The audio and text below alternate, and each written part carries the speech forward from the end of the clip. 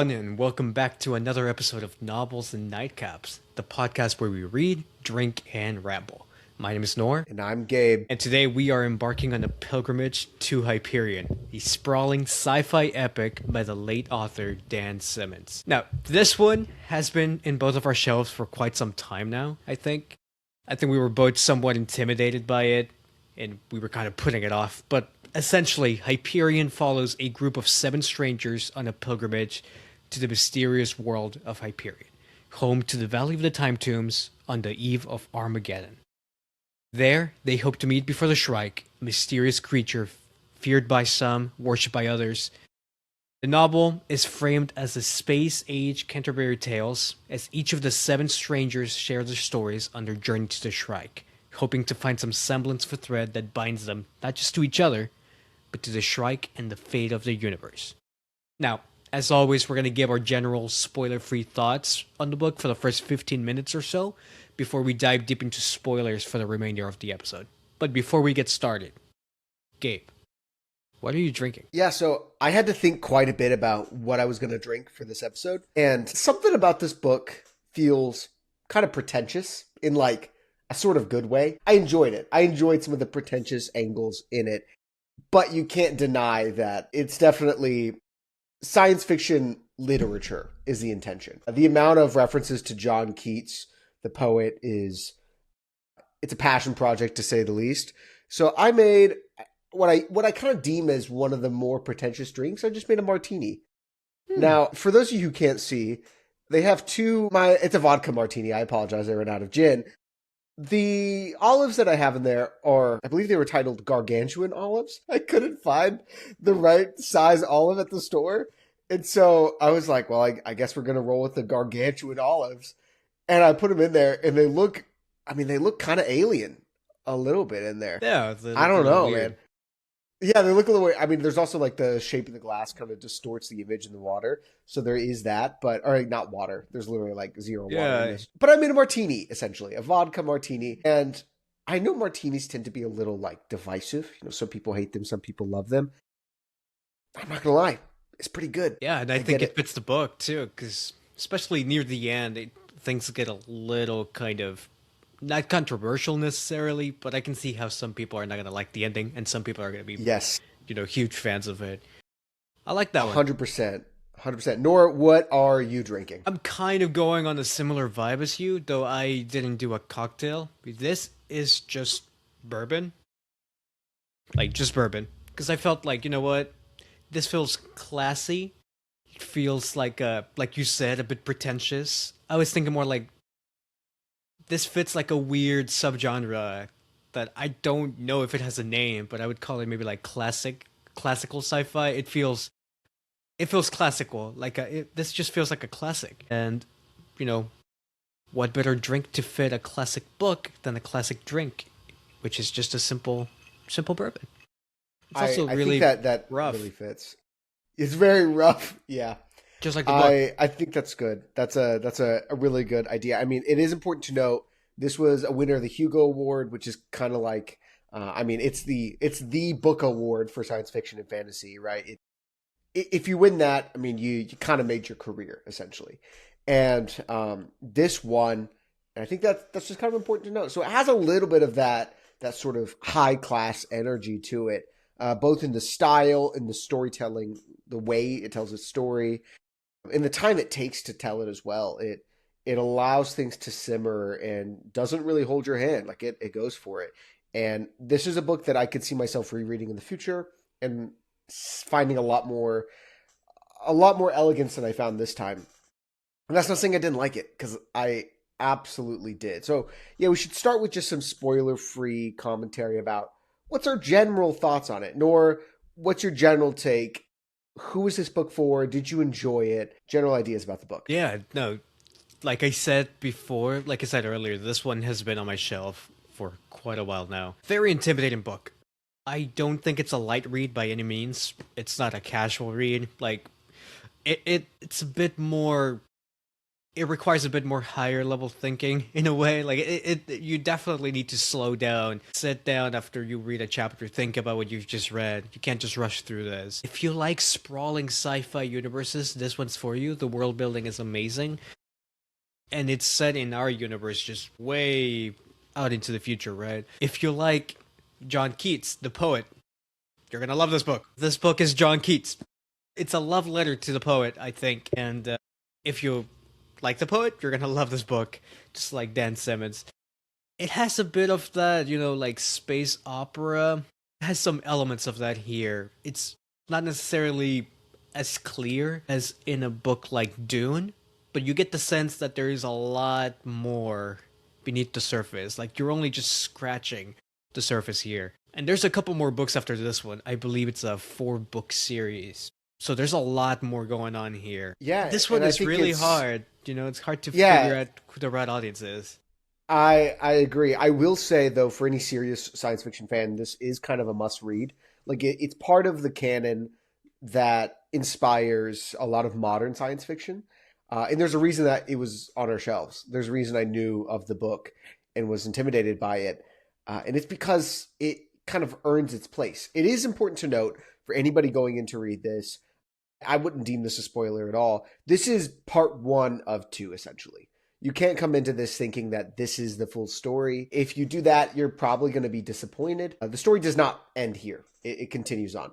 So yeah, you got to read Fall of Hyperion. You got to read the part 2 to get the full story, of which, as you can see, we will read, but we have not yet. So our takes here are strictly on the first part of the Hyperion saga. And at least my first impressions of it, my initial takes, is that there are stories here from certain pilgrims that are better than others. And from what I understand, everybody kind of agrees on a rough order of which ones are the better ones, which ones are not as good.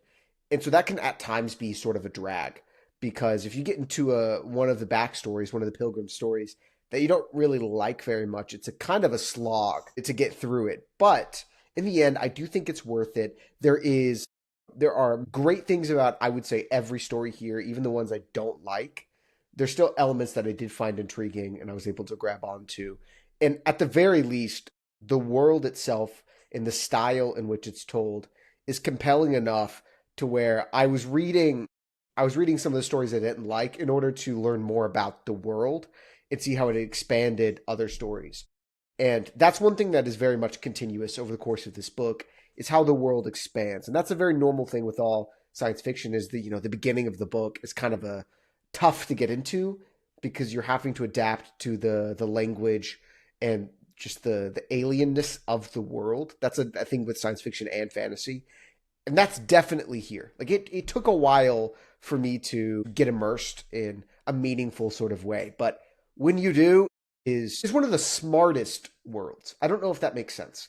Like the way it's thought out and the way it's processed, to me, was extremely intelligent. And I just felt really impacted in a sort of simultaneously a philosophical and material way. Like I was impressed by what he was able to achieve, yet also I had a lot to think about and a lot to ponder. So if that sounds like something you're interested in, if you want these themes of religion, this pilgrimage, if you're a fan of Canterbury Tales, you'll like this.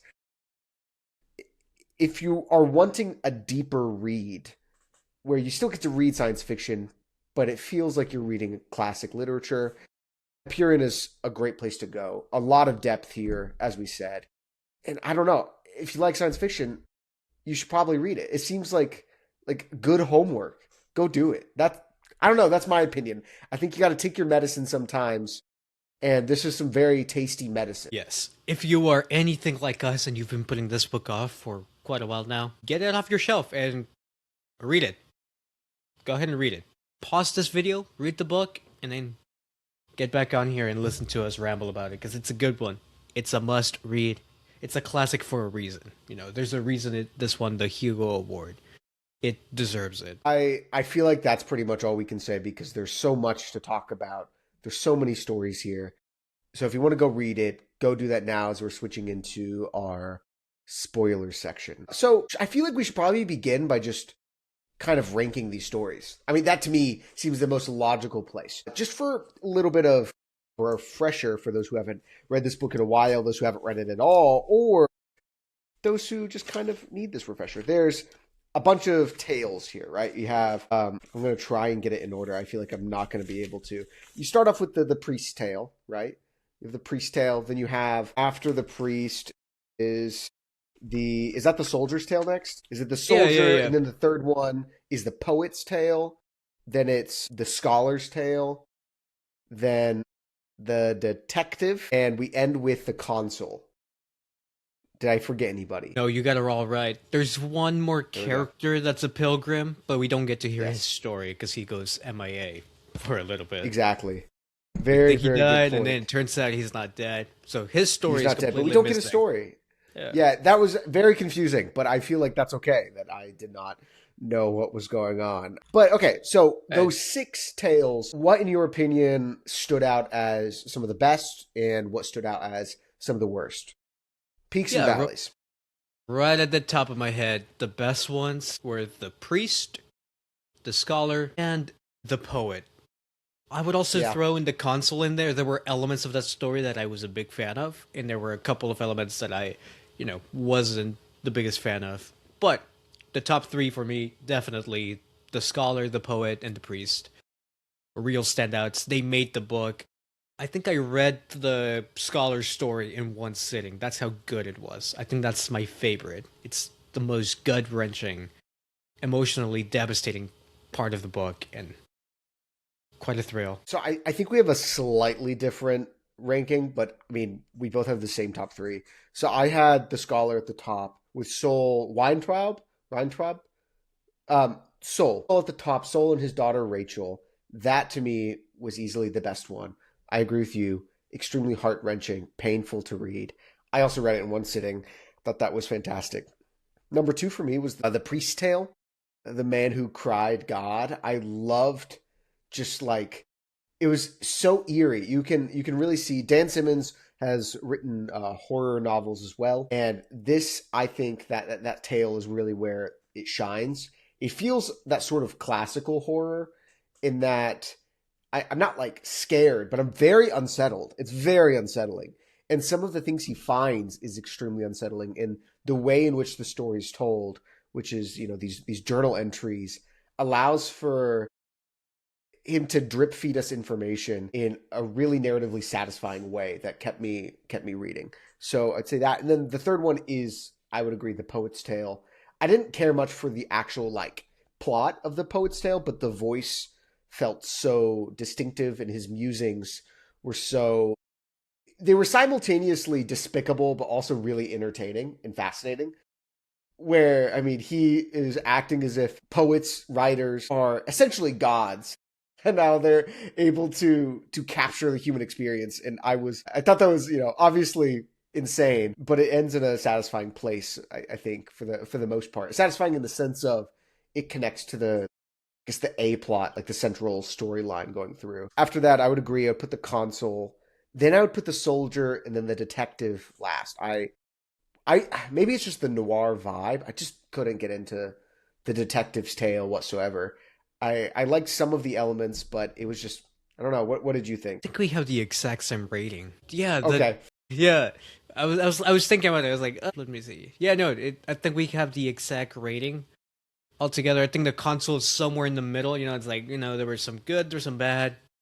The captain wasn't particularly bad, but none of this was bad. It was just not my cup of tea. The detective one was easily the most boring to me. I wasn't as captivated by her plotline and mystery behind the android. And, maybe I wasn't smart enough that some of the things kind of went over my head. I feel like I was missing a lot. I felt like it was revealing a lot of information, and a lot of it went over my head. There was a truth somewhere in there that the poet android John Keats kind of reveals about the future of the future and how it all ties back to Hyperion. I highlighted that passage. I reread it. I kind of got some of it. It still kind of confused me, but overall, the detective story was a bit slow.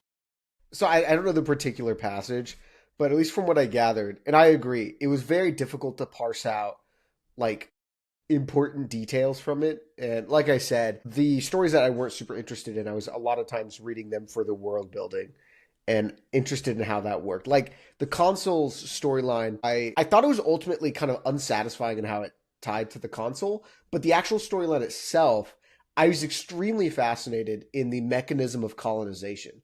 Thought that was super interesting. And I don't know, that was just a really cool way to describe how they expand the empire, essentially, right? How they expand their influence and the positives and negatives of that, as well as the toll it takes on the, I guess, the guy carrying the flag, right? Like, um, I I'll Yeah, save that for world. I'm gonna save my little tidbit there for whenever we talk about world. But go ahead. yeah, no, I agree with you. The way it related to the console was kind of anticlimactic, and it does kind of fizzle out near the end. What's funny, as you were talking about how the colonial aspect of it was interesting to you, the colonizing aspect of it. For me, what I really liked about the console story was the idea of a love that sort of transcends time. You know, going back to see your beloved, and she is, I think it's like what, 17 years older each time, Yeah, something like that, right? An incredibly long period of time, and how this sort of reunion kind of becomes, it fossilizes as sort of like a myth in this culture. That was interesting to me, seeing like, oh, this woman meets her starman every so often, like every once a century, and each time they meet it's such a brief time, and that to me was mesmerizing. And it kind of ties back to a bigger part of what I found incredibly amazing about this book, which I guess kind of dives into world, the taxing of, you know, like interstellar travel, and how taxing it is on your life because you waste so much time traveling. That was insane. That was so heavy to me. Like, oh, it really stuck in my head for a long time after that. yeah. So we both gave world a 10 out of 10 here. We both decided that this was, I mean, this was the best part about the book. And one thing that I kind of realized upon reflection, because I agree with you, the element that the role that time plays and how people lose time and the rules regarding cryosleep and all that stuff. I don't remember if they have a specific name or if it's just cryosleep, but that's what it is. All that's very fascinating. And I thought that was really, really good and how that's important. But I think that like modern audiences forget that time used to also be a factor in travel. It's as if we went full circle civilization wise, right? I mean, Marco Polo spent like 14, 15 years traveling first to like go see the Mongols, and then he traveled around for like 20 something years. By the time they got back to Italy, like they thought all these guys were long dead, because just how long it takes to physically travel, you know? Going from one state to another in the United States on a wagon by foot takes a ridiculous amount of time. And modern audiences don't remember that. Modern audiences don't really get to conceive of that. And this to me was one of the strong suits of science fiction in general, but Dan Simmons in particular, and how he shows it, is you truly get to feel the weight of it. Because not only does time separate people, just kind of inconceivable distances separate people. And it's the combination of those two things that, while on one end, he shows the devastation in connection, right? Like the devastation in being connected into the web of losing what makes you unique. But also, we can't deny the convenience of a big portal. We can't deny that convenience of something that would usually take 15 years or whatever off your life, you can do in the blink of an eye. And that kind of is a little bit of modern society. Like, what have we lost? What have we lost because of convenience? And I don't know. I just thought that was a really interesting angle that I really only considered upon reflection, that he doesn't really dive into deeply in the book. Like I didn't notice it, but I mean, society's going to go full circle there. Yeah, we do definitely have a tendency to just kind of loop around. Like all of our existence is essentially a cycle, just a perpetual cycle. It's kind of crazy when you think about it. I just really impressed by the world building and how all these things that we're talking about aren't even necessarily the main point of the book.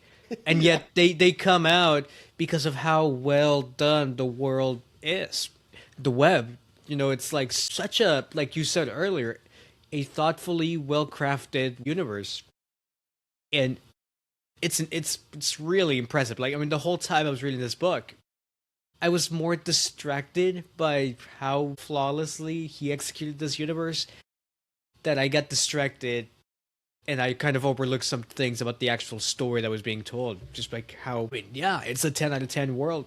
It's amazing. Definitely. Yeah, I completely agree. And I mean, we probably you're the time guy, I feel like. I feel like out of the two of us, you're the time guy. And the way that Hyperion is, I mean, the planet, right, is situated in the setting and the way that time is played with on this planet near the time tombs. It not only causes Rachel to literally age backwards, which was a terrifying thing, but I mean, we see in the soldier's tale how he sees the future and is able to see how the Shrike is able to just like annihilate everybody. I don't know. I thought that was really fascinating, and I couldn't fully like. I got it. I understood that, like, okay, the Shrike is moving in reverse, right? Like, he's moving through time in reverse, and so that's why in one moment he had all the humans, all the people on like spikes and stuff, and Mm-hmm. then that went away or whatever because he's moving, or he still. I don't know. You understand? But it broke my brain, and I don't know how much of it I was supposed to truly grasp.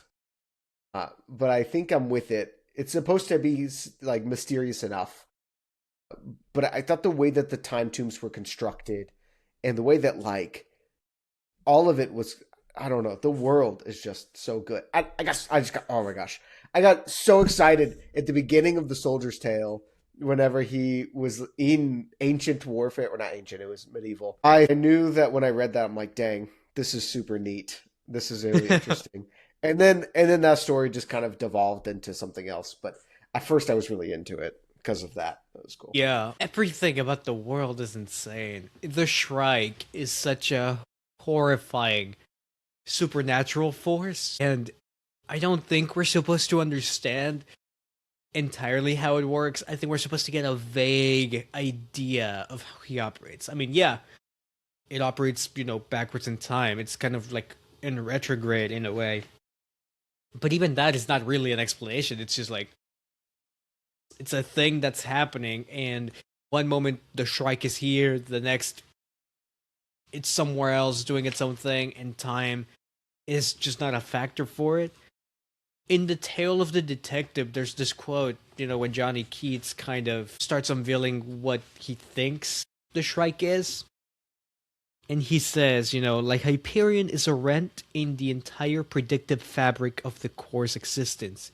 It is the penultimate oxymoron, a non-factorable variable. Impossible as it seems, Hyperion appears to be exempt from the laws of physics, history, human psychology, and AI prediction as practiced by the core. The result has been two futures, two realities, if you will. One in which the Shrike Scourge, soon to be released on the web, and interstellar humanity is a weapon from the core-dominated future, a retroactive first strike from the volatiles who rule the galaxy millennia hence. The other reality sees the Shrike invasion, the coming interstellar war, and the other products of the Time Tomb's opening as a human fist struck back through time. A final twilight effort by the ousters, ex-colonials, and other small bands of humans who escaped the volatile's extinction programs. It's so grand, it's so overwhelming. Like you start to catch these glimpses into what's gonna happen in the story.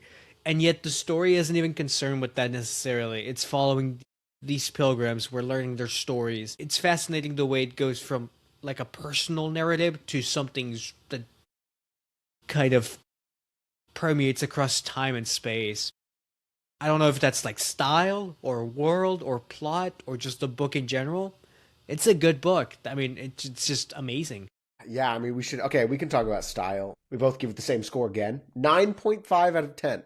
For those of you who haven't tuned in before, these are very high scores. I don't think scoring wise, besides The Watchmen, I don't, had we ever given anything a 10 out of 10? think so.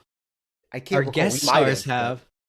Oh yes. Oh yes. But I don't think we have. So World being 10 out of 10 is pretty significant. But the style, 9.5 out of 10. It wrote above the level I usually read or obviously write. And I really appreciated it. I felt like I had to rise to the occasion. Again, it felt like literature. Style in both the prose style, but as well as the way the story is told. It varies consistently throughout the book. It's very creative, and the way it delivers information. It feels like he was having fun. And that, to me, showed on the page. It felt like Dan Simmons was having a good time writing this book. For those of you who don't know, he was a school teacher whenever he wrote this. He was a school teacher until this book came out. He had already published books before that and won prizes for them. So it's not like he wasn't a published author. But until Hyperion came out, that means that he was writing this while he was, I believe, an elementary school teacher. I could be wrong on that. He could be different. But I'm pretty sure he's an elementary school teacher. Elementary school teachers deserve all the respect in the world. I can't imagine going and teaching like a classroom of kids and then going home and being like, whew, time to write about the Shrike and time dilation, and then busting out this level of prose. I'm astonished, to be honest, that he managed to do that while having a full-time job. That's absurd. But I mean, what do you have to say about the style? It was good. It's a big boy book. It's a grown-up book.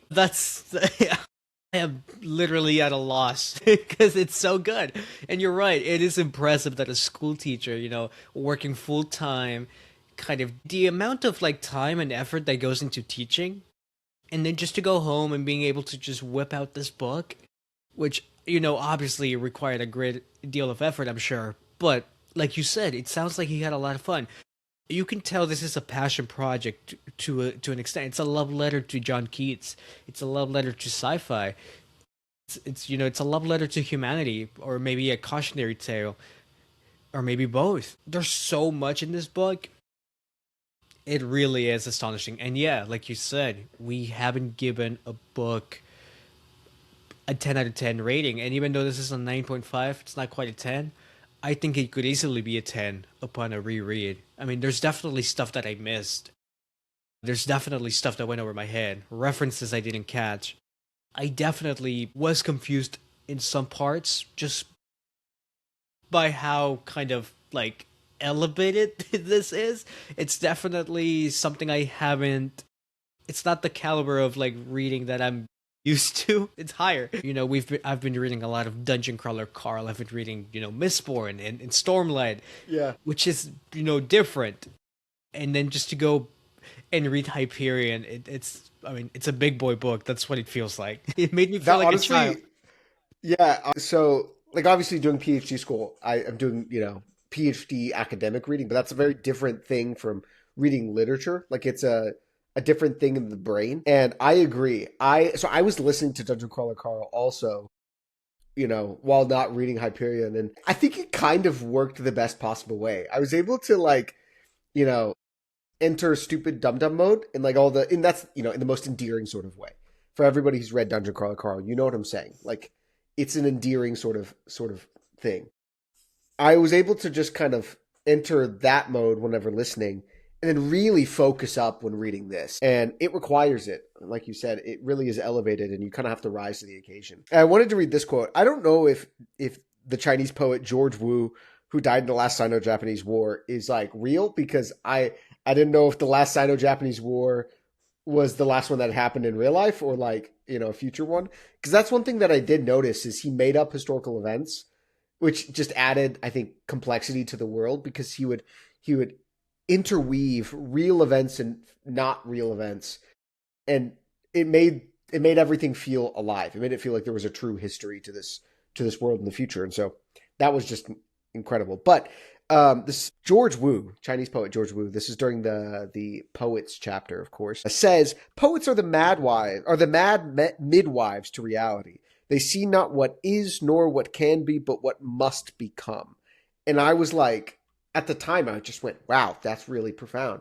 Only later to realize that that's foreshadowing the fact that he literally writes the future in his cantos, like his his poetry is literally the future. I was just, my brain broke. The fact that it was such a direct foreshadow. Yet while reading it, I went, yeah, nice. Like, it just felt very in line with the rest of his voice. And stylistically, I think that was also a strong suit, is each chapter, the voice felt fundamentally different. These felt like people with serious convictions that they truly felt on all ends of the spectrum. And all of them disagree with each other, which is something that I really found interesting. And I guess this is kind of impact, which we disagreed a little bit on. I gave it a 9.5 out of 10. And I found just the through line of suffering, the through line of what does suffering mean, right? And equally so, why each of these people, each of these pilgrims have come to terms with the fact that this is a suicide mission, and yet they're going anyways. Like, what leads them to that place? And for many of them, it's suffering in one way or another. And I mean, the poet has a stroke and loses all of his words, and it's very juvenile. Like, it's very silly. He has like 6 words. It's really vulgar and foul and stupid. And yet, actually, that's pretty horrible. Like, if you really think about it, for a poet to lose his words is, I mean, pretty shocking. And how does he deal with that? Like, how does he deal with losing his muse, for example? I mean, he becomes extremely arrogant and kind of just detaches from everything. And he becomes extremely absurdist, nihilistic, essentially, right? Just about everything. He just doesn't care. Compared to the priest's tale, who finds this exaltation in suffering when he crucifies himself. He learns that, like, this suffering is not a bad thing. This is how I find my faith. This is how I prove myself. Then you have, of course, Sol Weintraub, who, like, basically, man, his was the most heartbreaking. Doesn't know. He knows that he just can't worship a god who would ask him to suffer like that. And that's his conclusion, right?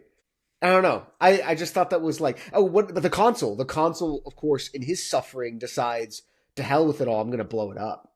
I'm going to destroy everything. That's how I deal with my suffering. And so all of these different conclusions, and they all are, I mean, valid in their own ways. I obviously have my own opinions on things, but I mean, reading it from their perspectives, you get it. Like, it doesn't feel unreasonable. And I thought that was extremely powerful. But I don't know. What's your take on the impact of the book? How did you read it? What'd you think? Yeah, no, I like the way you said it. It's you have your own thoughts on these themes, but when you have such a diverse cast of characters and you're able to, at the very least, empathize with their understanding of it and the way they see suffering, that's how you know the writer has done a fantastic job.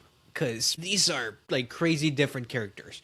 The poet is a very vulgar kind of character. The consul is a very cold and reserved kind of character. Have very different personalities, very different perspectives, very different kind of even morals.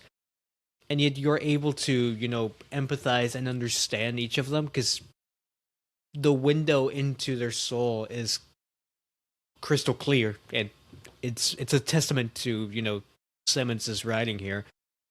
The impact for me was an 8.5.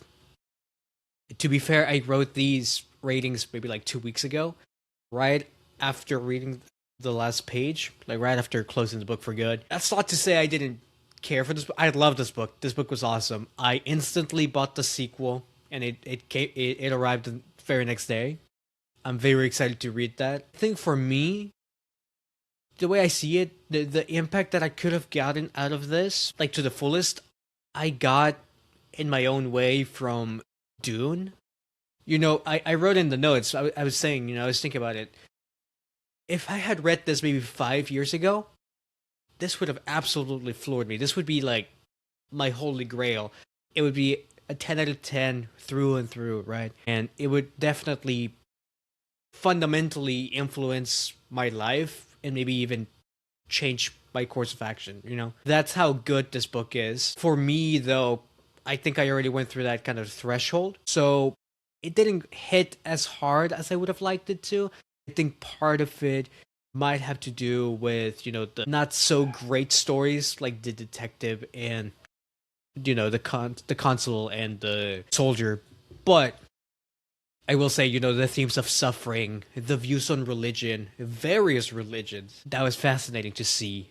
I didn't realize that Dan Simmons was a horror writer, but you can definitely see those elements play a big role in this book. It was way more terrifying than some of the horror books that I've read, right? Definitely more scary than the Stephen King book, who is considered, the king of horror. The Shrike is terrifying, and I think part of what makes it so terrifying is because of how almost not supernatural, but just natural, how natural it feels. It's like an anomaly of nature almost, because these are forces that already exist in our lives, time, space, death. These are all things that we have to face in life. And then the Shrike just doesn't necessarily obey those laws. He actually shapes them in his own way, according to his own plans that we don't even see, in a weird way, like a twisted play on God's plan. God's plan is so mysterious, and we don't know it. But the Shrike has something similar, and it's incredibly terrifying. And I just keep thinking of, listing Catholicism, there's this idea of like fear of the Lord. And it's a very misunderstood thing. I know I remember as a kid thinking like, oh, does that just mean being afraid of God? But it has more, the word fear has sort of a dual sense here, like, yeah, when you're face to face with greatness, it can be very terrifying. In it, you can be awestruck by it and you can be terrified by it, and I feel like the Shrike kind of embodies that to me. It's a very terrifying force, and I love the way each of these characters saw the Shrike in a different way, and yet at the same time they're all like loosely interconnected, and at the very end of the day, they embody that sort of fear of the Lord, or in this case fear of the Shrike. And I think that was my take from the book. That was like the biggest impact of it, the way the Shrike has a presence on these people's lives. It's terrifying, but so captivating. It's very interesting because of the Shrike's command of all of these constants in our lives, like you were talking about, like how time takes away so much of the pilgrims. I mean, because you have to travel from one world to another, and Hyperion is not part of the web, and so they have to spend years to get out there. And the Shrike has command of that. And the Shrike has command over life and death, essentially, and it feels unstoppable and all-knowing because it's going in reverse, which, I mean, I feel like we didn't even talk about in the book. I'm hoping this comes up in the next book. What does free will even look like whenever the Shrike is moving in reverse time? It seems like everything is kind of set in stone if it's already experienced it. So that's complicated and messy. And I don't, So I'm hoping that gets referenced. But yeah, I liked what you said about the fear of God sort of thing, because I think here you definitely see the fear is in the fear and the awe, but more fear than awe. I mean, fundamentally, all of these people are going to ask and give their one wish, right? Like the Wizard of Oz. Like they ended the book with singing, we're off to see the Wonderful Wizard of Oz. Because that's essentially what they're doing. Of course, is going to ask something of the Shrike. And so they're doing that. So there's some level of desperation, some level of hope to some extent. Yet at the same time, like, we are never shown the Shrike in any sort of positive way, to be honest. We're never shown the Shrike from the church's perspective, the Shrike Church, the Church of the Shrike. We're never shown it from their perspective. So it feels horrific. Yet it feels like their only hope. Because of how undeniable I think it is. You can't deny that whenever people fly their ships into this region, they just disappear, they die. You can't deny all of these stories. You can't deny the dreams that both Sol and his wife were having. You can't. It is an undeniable deity. And so what do you do with that? I guess you beg. Or, I mean, like the soldier, like, you try and kill it, I guess. As if that's reasonable. I do think that my impact would have been taken that 0.5 higher if it wasn't for honestly mainly the detective story. To me, I just didn't connect emotionally with it, which I get. It's a noir story. That noir doesn't typically scream like emotion, but I thought that really held me back. There were some interesting ideas there about like, you know, I guess more not interesting, more fun little ideas about a murder mystery where the victim is the one who requests help to figure out who murdered themselves. Like that's cool. That's interesting.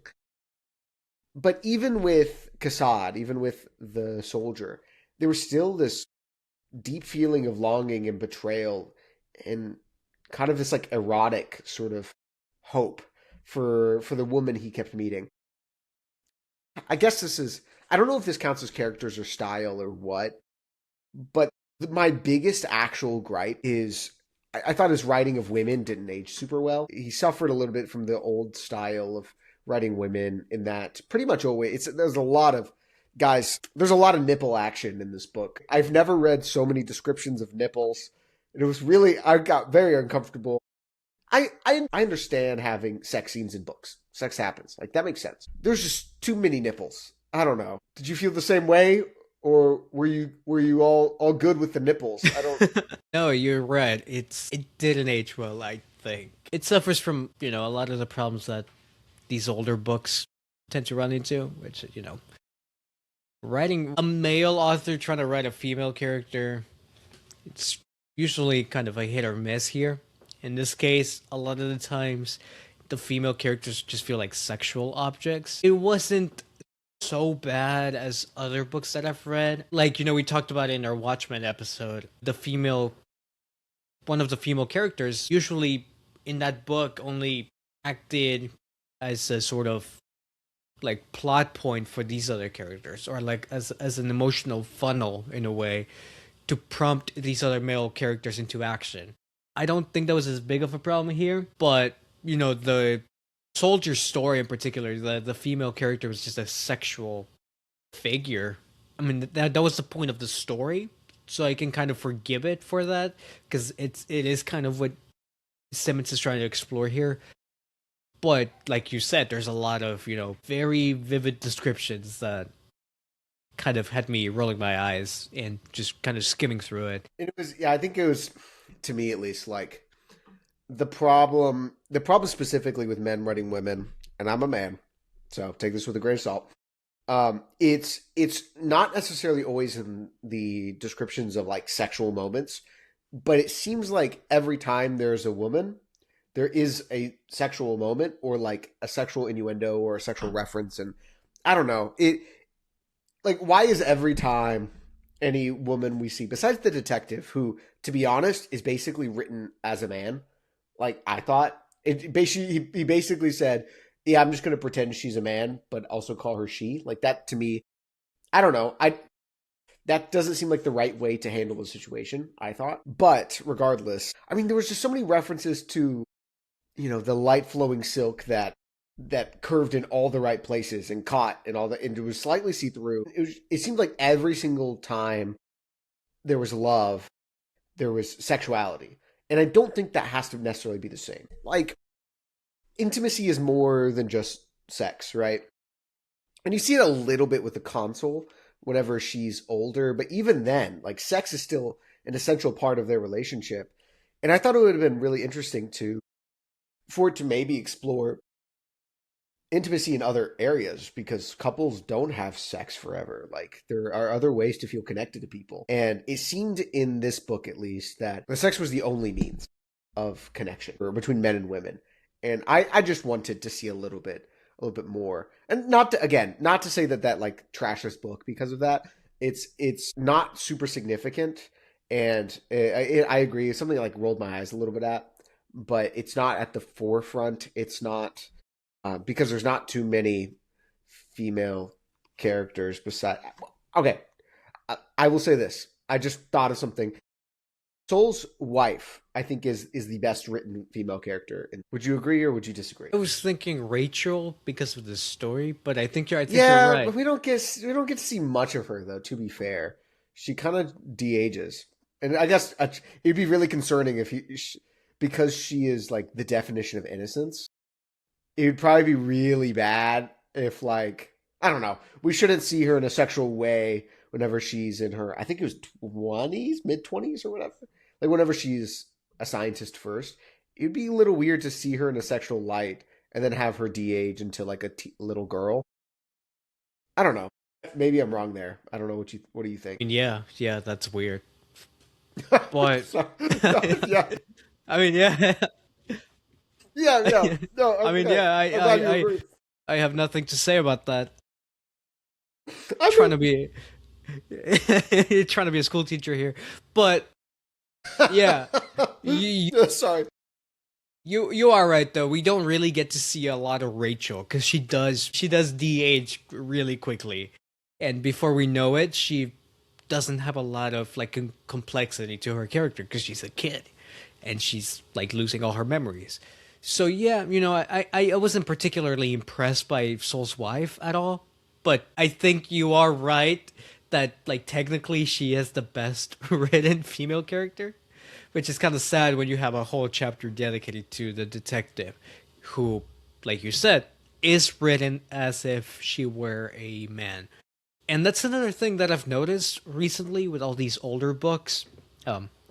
It's not that old, but it's an older book. Female characters are either reading written as like these sexual like femme fatales or as tomboys, and there's like no in between. Not that I can tell, at least. Like the best example of a female character from that age that I can think of right off the bat is Princess Leia, and even she was incredibly sexualized in the movies. Yeah, she kissed her brother. Yeah. She kissed her brother. She wears a bikini in the third one, I think. And Oh yeah, Slave yeah, Leia. yeah. Yeah. I've been thinking about this a little bit of like, because for the Bastion, the book that I wrote, I had to write a female character, and I was really nervous about it. Not because like, I have plenty of women in my life, but the concern was I don't want anybody to read the book and then come away with like, this guy knows nothing. This guy's crazy, or even worse, like he just hypersexualizes all the women. And to be fair, there's not a whole lot of women in my book because it's set in like prison. So, and it's, like Victorian-ish times. So there's just not a ton of women. But I did have my wife read so many things and be like, hey, does this feel like a human? Does this feel like I was just really conscious of it. I was really intentional. But I think, honestly, in my opinion, one of the better, at least that we've read, I know we've both read, one of the better authors who are like really good at capturing this is Brandon Sanderson. I feel us two straight guys talking about, talking about which author writes the best women. That's funny. I don't know. Brandon Sanderson feels like he offers them, like actual characters, like actual personalities. He doesn't pretend as if he doesn't fit them into just a one box. He treats them as like characters.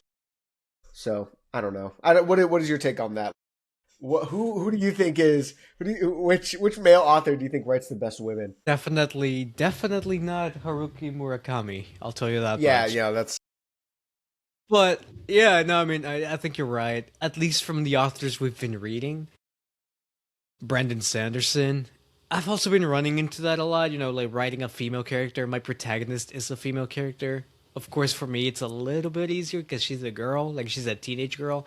She's more involved in like just surviving than anything else. But you're right. It is kind of hard as a straight male to write a female character and not be kind of conscious about it, especially since you read these other books and you can kind of tell right away, like, oh, this is not gonna sit well with with some of the female readers. But I think it's something that we as a society are getting better at, and I think modern books are gonna get better at it, unless it's like an explicit romance book or a book about more sexual or passionate themes. But passionate. That's a good word for it. Yeah, more passionate themes. I like but that. back to Hyperion, as far as the like female writing goes, it wasn't too detrimental. It's more of like an artifact of its time, and I keep saying, I keep speaking of this book as if it came out a long time ago. It came out, I think, in '89, so not that long ago. But I mean, it is like it's 40, almost 40 years ago. I mean, it's whatever. Math is hard. I don't do that. no, we're still in 2016. We're still the No, '80s I were have to do 30 this years. now. It's 37 years ago. That's like older than both of us.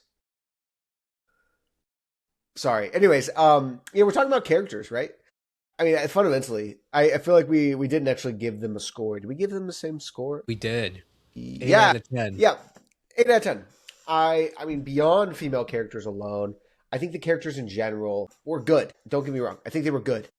They were definitely above average.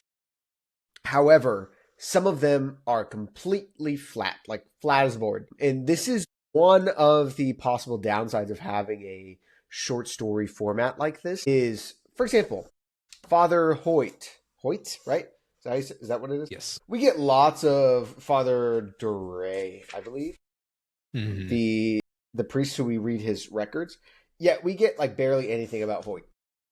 And he's just kind of there for most of the time. I don't care about him. Like, no, I don't. There's no reason to. You cared about Father Duray because you got his perspective on a story, and you got to see as he slowly uncovered things. Like, I think my favorite time with Duray was one of the moments that he ends like one day by saying like, "I'm gonna try and figure out the truth." And the next one, he's like, "I've done it. I figured it out. I'm gonna go." And you don't get to like actually hear what he learned for a while, and I don't know. You care about his survival to an extent. You understand his dilemma.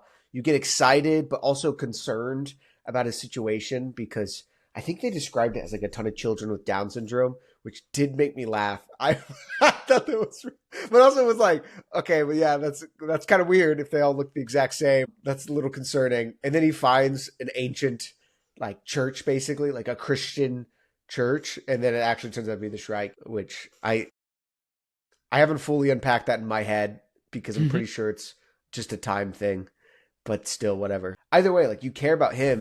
He's obviously dead, and Hoyt is here, and I don't care about Hoyt. And that's, I mean, same thing with like Het Mastine, the Templar. Same thing with the Templar. Like you get a bit about him, you understand a little bit.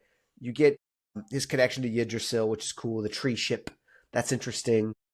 Even the console, like you don't really know much about him at all. He seems like the pseudo protagonist a little bit, at least from the beginning of the story. Yet I don't know anything about him. And I think that's a significant flaw. Yet the characters who we do know something about, man, I do not care how many people die as long as Rachel survives. As long as Sol and Rachel get a happy ending, I will be satisfied in this next book. And that's significant, right? So She's at the very center of the cover. She's a child. I didn't even realize that. Right before the Shrike. It's crazy. I'm excited to see So what we actually happens are gonna get.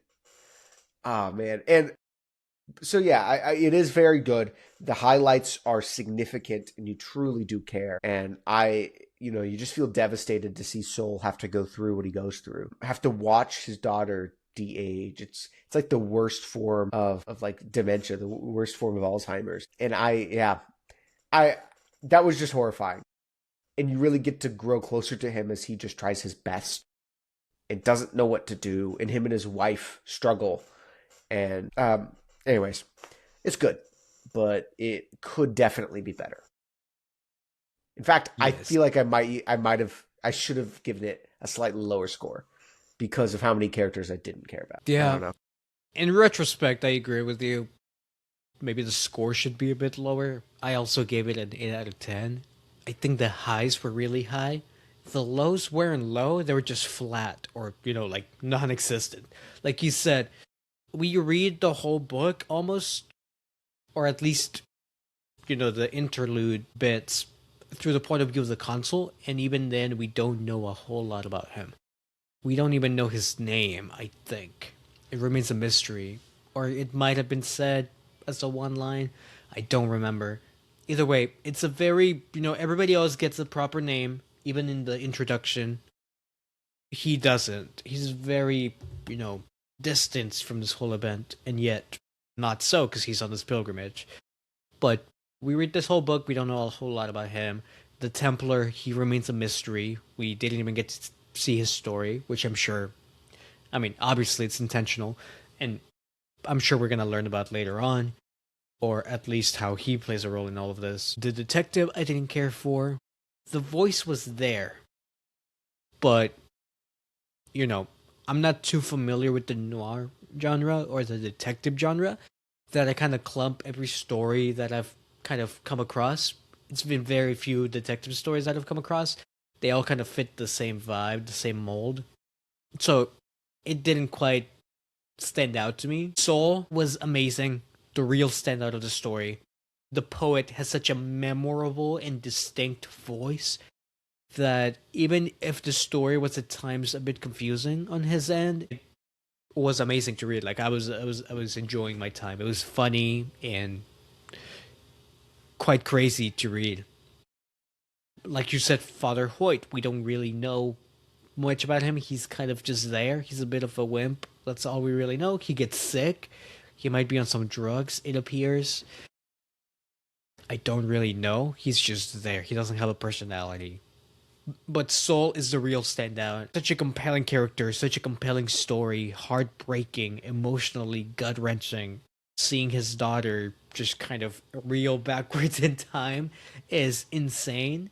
Having her lose her memories day by day, eventually making the choice like, hey, I don't want to keep doing this diary thing that I do every night before I go to bed. Like, just delete this for me. Why, like, I'm not the same person that I was all those years back. I don't need to know this anymore. That was heartbreaking. One of the real standouts, like story wise, is when Soul is grappling with the story of Abraham.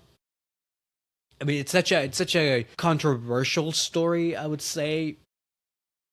Like, I'm not incredibly like religious savvy. Like, I've read the Bible here and there, but the story of Abraham is always interesting for like religious people and non-religious people. It's a big contender. This idea of having to sacrifice your child because your God says so.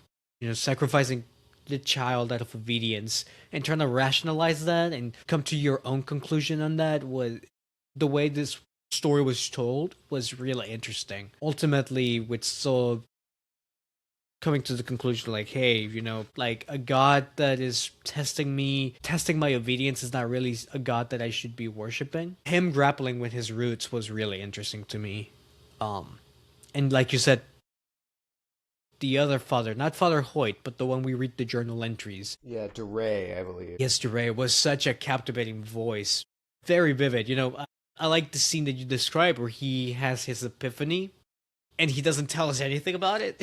And so you're just kind of flipping through the pages, waiting for the next day to learn the truth. Him coming to all those discoveries, I think he was honestly the best entry point to the Shrike and the rest of Hyperion as a novel. Because we don't know anything about this. And, seeing the Shrike through the point of view of someone who only vaguely knows about it, it was incredibly scary and terrifying. Coming across the church that, he at first believes it's like a Christian church that was built, you know, thousands of years before humanity even left Earth was insane. And at first I thought that's where this was going. And it blew my mind. I was like, oh my god, there's a cruciform at the like, what does that mean? That's awesome. That was interesting. That was insane. It really was one of the standout moments. But yeah, characters 8 out of 10. I've been rambling for a little bit. I think it would be lower now, but Yeah, I agree. I do want to touch back on the whole Abraham sequence because I think that was to me one of the more impactful moments of like really having to think about it. And I would be curious to learn of the like Jewish perspective on it because I know that for Christians a lot of times for those who don't know the story of Abraham, at least regarding this specific moment, he has this child Isaac, learns from God, and Isaac is born from he had like sex with a one of his servants because his wife is barren. She was too old, so he didn't trust God because God said, I will give you children, you will get lots of children. So he didn't really listen, and then got his own kids through a servant. And so God says, hey, take Isaac, take your son, and like take him up the mountain and sacrifice him, right? And so he struggles with this immensely. but ultimately listens, and he takes Isaac. Isaac keeps asking, like, where's the sacrifice, Father? Like, where's the sacrifice? He's like, don't worry about it. God will provide. And they get up this mountain, and he sits there ready. His son, learns what's happening. He's not exactly pleased, naturally. And he's about to sacrifice whenever God says, like, stop, I've provided. Or I think it's an angel who says it. Regardless, God stops it. Basically said, good job, bro. And here's a sacrifice instead. And in the Christian tradition, this is not only taught about as like obedience, but also as a foreshadowing for Christ, because you have God who gives his only son, Jesus Christ, as the lamb for the slaughter, as the ultimate sacrifice. And so it's honestly like an image of the ultimate form of suffering. The ultimate sacrifice is for a father to give their child. And so I think, from my understanding of things, at least in the Christian tradition, it is taught in that way of like, okay, you see how horrible this is? Well, this is what God did. I think is partly the logic, but of course he doesn't have that. He's non-practicing, but he's Jewish. And so I would be curious to know the Jewish interpretation of the story, because I don't know it.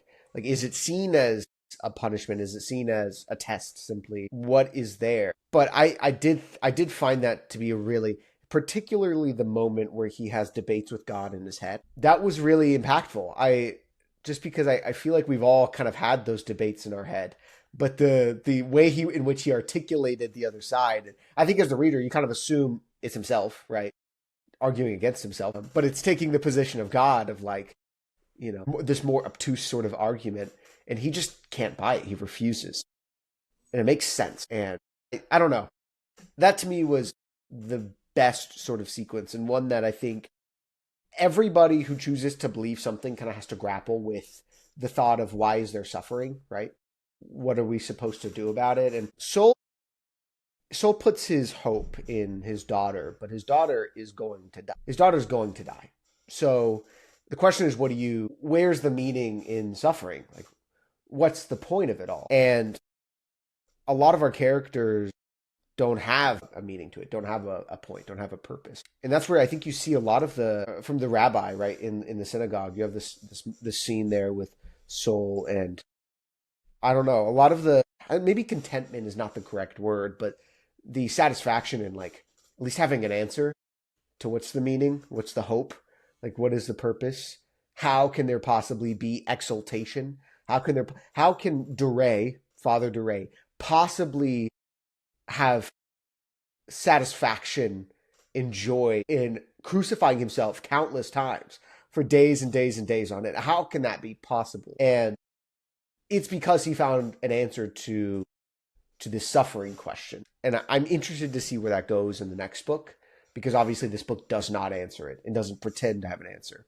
And I found that to be really compelling. I guess that's still impact. We should probably talk about plot. I mean, unless you have a response to that, unless you have an additional thought. I don't, but I do have a quote from this scene. It's Soul, coming to a conclusion. We have different books, so I don't know what page number would be for you, but it's, That's okay. It's okay. It says, Soul wanted to know how any ethical system, much less a religion so indomitable that it had survived every evil mankind could throw at it. Could flow from a command from God for a man to slaughter his son. It did not matter to Soul that the command had been rescinded at the last moment. It did not matter that the command was a test of obedience. In fact, the idea that it was the obedience of Abraham which allowed him to become the father of all the tribes of Israel was precisely what drove Soul into fits of fury. After 55 years of dedicating his life and work to the story of ethical systems, Soul Weintraub had come to a single unshakable conclusion. Any allegiance to a deity or concept or universal principle which put obedience above decent behavior toward an innocent human being was evil. And I think it's a testament to I thought it was a great point. I think it's a great plot line. It's a great issue to kind of grapple. And I think it's a testament to one of the best parts of this book, which is, as we spoke about earlier, such a diverse group of characters, each with their own incredibly diverse views on suffering, on purpose, on the Shrike itself. All of them are here on this pilgrimage for their own reasons. You don't have to agree with them, but one thing this book does really well is that you read these passages and you understand where they're coming from. And I think that's really powerful because, oftentimes when we're talking about arguments and like debates and stuff like that, we're trying to convince the other person to choose a side or to come to the same conclusion as us. But here, we're just trying to understand the other person, trying to understand all the many kind of perspectives on this problem. And like you said, this is a book that poses so many great questions, but it doesn't claim to have a single answer. Maybe he does eventually, but at the very least, this book definitely doesn't even remotely pretend to have an answer. But each character must eventually come to their own conclusion. And I think that is one of the many reasons why this book is amazing. And why I think if you haven't read it, you should check it out. I think what you said there was pretty profound, actually, of this idea that like arguments typically are in order to convince another person to, come to your side, right? To believe what you're saying. It's a way to basically force the other into your will. But at the end of the day, no person ever can truly be convinced by another one's argument. They have to have the argument within themselves. Like that's where change happens. It happens whenever you look inside and actually ask the question to yourself. Because fundamentally, I mean, like if you tell me something is true and I go, that's interesting, I have to think about it. Like I have to argue it. I have to argue it with my own values, my own morals, and really weigh out whether or not I believe it's true. Yeah, I like here Soul is also, I mean, I don't want to harp on this too long. Soul is also like deciding because it feels so wrong, it feels so unjust, therefore it is evil. And I thought that was just fascinating, like conclusion in general, because I don't know if we talked about this before. We probably have. We talked a lot about morality on this podcast, which I think it's worthy to talk about. I think it's a fascinating topic. And he's, clearly deciding that it's his own personal experience that kind of dictates moral codes and moral standards. And I think my own reaction to that, I completely agree. This book is a great practice in empathy, of empathizing with all these characters and understanding where they're coming from. And this really did make me think about like, no, that feels wrong. Like why, because something feels wrong, does that actually make it morally incorrect? And I always think about like, there's this theory about distance in morality. I'm not sure if we've talked about this before. I'll kind of restate it, even if we have very briefly. But the farther away something is, the less it feels morally urgent. If Iran's a pretty good example, because that's happening right now. Hot button issue. Bombs dropping in Iran and killing innocent people, right? Just as an example. We can identify, like that's pretty bad. That's bad. But if bombs are dropping on my neighbor, like literally next door, I would be morally outraged. I'd be outraged. That feels so much more wrong compared to bombs dropping on somebody across the world. If somebody is executed in the street in China, for example, I feel a different way than if somebody is executed in the United States. I feel different about it. If I see somebody in front of me drowning, I have a moral responsibility to go and save them, right? I have a responsibility to do that. But if I can donate $5 or $10 to save somebody from starving in, I don't know, like Ethiopia or something, I don't feel the same moral urgency to do that. And so clearly on some level, like my ability to feel whether or not something is right or wrong is not necessarily a direct reflection of like what actually is right or wrong. Because I think we can all agree, if you can spend $10 to save somebody's life, like that's something that you should do. Yet a lot of us are presented with familiar opportunities like that we don't actually follow through on because it feels less urgent, less valuable. So again, not to say that I was thinking about that the entire time I was reading, not at all. Because I think that again, like you can empathize with it. I don't have a child. My child is not dying, just to put simply, right? And so I don't have to actually deal with this question, but I did have to think about it. And I think it did its job, but We should probably talk about plot, man. We haven't talked about plot. And we're an hour, almost an hour 20 in now. Plot. Any last thoughts before we jump to plot? No, I think you hit the nail on it. And for the sake of time, I think you're right. We should move to plot. So we definitely need to talk about it. Let's see. Our scores are a little bit different. I gave it an 8 out of 10. You give it an 8.5 out of 10. It seems you liked it a little bit more than I did. Do you want to start that conversation? Yeah, just a little. I thought the A plot was very straightforward, obviously, but the more I've thought about it, the more I like the ending. And I thought that would have been the real sticking point for most people. Like all of the short stories, plot wise, I thought were really interesting and cool. Like on a very zoom out plot level. Most of the time, my problem with each story wasn't necessarily like what happened. Does that make sense? Mm-hmm. Yeah.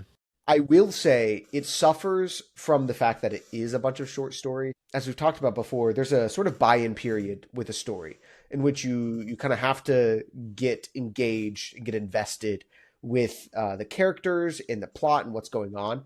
And because there's multiple short stories here that are, I mean, pretty long, all of them, you have to go through that process again and again and again, where you have to refamiliarize yourself with a new set of characters. And with an A plot going on, that at times was, I mean, by the end, I was a little tired of it, to be honest. I kind of, like, I enjoyed what I enjoyed, but I also seen some rough edges. So by the time we got to the consoles chapter, I was like, okay, I get it. I understand. And so that definitely, I think, tainted my plot score. Maybe that's a style thing. I don't know. To me, it felt like a plot thing because, I mean, it's part of the plot, like of literally them telling each other their stories. Like that is fundamentally the plot of the book is you have a bunch of pilgrims telling each other their stories on the way to die. Like that's what's happening. And so I, however, was extremely satisfied with the ending. And I understand that this is half of a book and it does kind of read like that. And I obviously texted you right after and was like, what the crap? This just ended there. It shouldn't have ended there. But upon reflection, I think it was brilliant not to have them interact with the Shrike. It was frustrating, but brilliant. Because the book doesn't, I don't feel the book promises that they're going to see the Shrike. To me, the book promised a series of pilgrims' tales telling them why they're going to see the Shrike. That's what the book was about. Exactly. And so that's what felt important to me. And so I thought, I mean, honestly, that's the extra 0.5 for me was the boldness to make that decision because I feel like if you had beta readers, every single beta reader would have been like, I hate that ending. I felt like there should have been another chapter. I flipped the page and there was nothing and it upset me. I feel pretty strongly like that would be the case. And I think that's a very divisive segment that in an effort to stake an opinion, I have decided I am in favor. Why'd you give it an 8 out of 10? Honestly, I mean, I completely agree with you. The ending was amazing. I mean, you know me. I'm a big fan of that type of ending. So I was all in for it. I gave it an 8 out of 10 just because a couple of the individual like character stories kind of dragged it down for me. Like they weren't as compelling as the others. We get to, how many pilgrims are there? 7. We only get to read 6 of their stories. 3 of them were really good. 1 of them was so-and-so, and 2 of them were, not as great or, kind of went over my head. So those 2 stories kind of dragged the score down for me plot-wise. I now that I think about it, maybe should have brought it down on like style or character or something else, perhaps. Because you're right. A plot is just, we're going from A to B. We're making our way to Hyperion. And it's funny, as when I first found out about this book, and then when we started talking about it, in college, I'm pretty sure. And then when we started considering reading this book here, I mean, when we started the podcast, I think this was like book number 2 that we were going to read. And then we were like, no, this is way too intimidating. So we put it aside. And we weren't going to read it for a while. I mean, and we were going to read Crime and Punishment. And then Dan Simmons passed away. And we thought, this might be the right time to finally read this book. But during that whole time, I've known about this book for maybe at least 6 years, I think. It wasn't something that I thought about heavily, but it never once did I not think, or did I Never once did I think they were going to meet the Shrike at the end of this book. The way it was always framed to me was, pilgrims are on their way to meet the Shrike. And not that I spent a lot of time thinking about the premise, but it just always seemed natural that they wouldn't meet the Shrike. Like it was going to end right at that moment. And reading the story, I think it fits really well. We've been talking about how this is a book that poses a lot of great moral questions. The Shrike is being shaped as a sort of supernatural, godlike deity. It's like its own weird god. It has its own cult, and all these characters are struggling, like with the concept of struggle and suffering, and they want answers. But I think like a lot of us, I think like all of us, we have all of these great questions about life and death and the universe. We are never going to know those answers until we, cross to the other side. And I think the way this book ends feels just like that, like just like real life. I want to know what happens. I want to know if there's a God. Am I going to know that in my mortal life? No, I might just believe it, but will I know it? No, I don't get that satisfaction in the mortal world. I get that, if I even get that. And like these characters, I don't know what's going to happen when I meet the Shrike, but on we go. And I think that ending really captures that feeling, and I think it was the right choice. Like, you also agree, I think a lot of people are going to hate it, especially if they go in it not knowing anything about it. It's going to feel incredibly incomplete, but ultimately, I think it's the right choice. Huge fan of it. Okay, we got to give our overall scores. We haven't done that yet. Yes. If you can't tell already, mine was just a little bit higher because of how our scoring system works. We weigh some factors more than the others, specifically character and plot, of course, more than style, world, and impact, which makes logical sense. For this one, though, I would argue that impact should be weighted more, but we didn't do it that way, so unfortunately. So my overall score was an 8.8 out of 10, which I think Project Hail Mary might beat it, like overall score-wise, but I don't know for sure. Either way, 8.8 out of 10. And for our subjective collage, I give it a collector's edition. I could picture this in a tome format, to be very specific. Like a really heavy leather-bound copy in which something kind of cryptic is scrawled on the front with like gold gilding, and it should feel heavy. Some very thick paper, something that I don't want to actually read, but I want to admire and maybe one day pass down. That to me is how I would rank it. What's your overall score in your subjective collage? Yes. My overall score, 8.45. So a little bit lower than yours.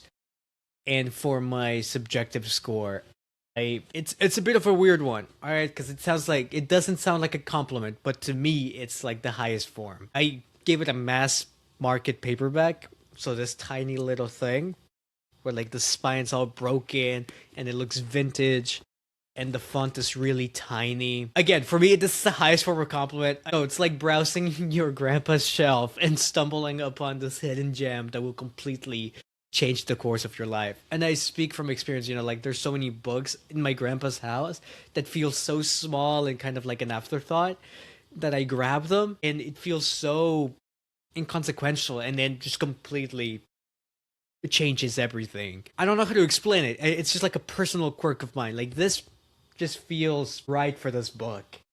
This cover, this vintage art style of the Shrike, watching the ship make its way through the sea of grass, I think it just captures how I feel about this book. And I mean that in like the highest like regard. But like you said, the tome thing, and as I spoke about it earlier, I said that I already had this experience for me. I have this version of Dune that's like, golden. I mean, it's like a collector's edition Dune book. Because this was the book that, really did it for me all those years ago. And I think had I read Hyperion, I would also be having a collector's edition of Hyperion at this point in time. But, still, great book. Go check it out. Go check it out. Yeah, I mean, it's kind of funny if you haven't checked it out by this point. You're probably extremely confused. You're Yeah, like, what what are even you is doing this book? listening to this podcast? Well, I imagine somebody who like hasn't read it is listening to this. Like, what are they even talking about? What is I had the just normal like paperback version.